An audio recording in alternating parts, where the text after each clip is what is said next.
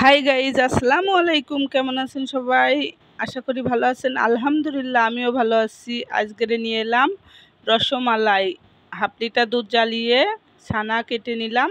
ছানাটাকে খুব সুন্দর করে মাখিয়ে নিলাম। সফট হতে হবে।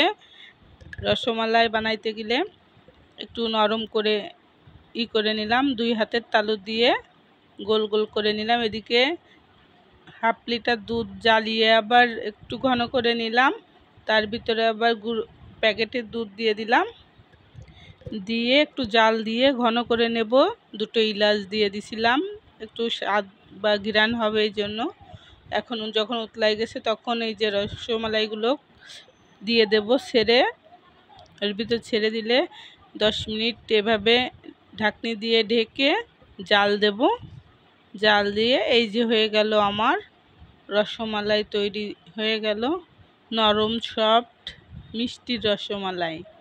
খুবই ভালো লাগবে, এভাবে বানায়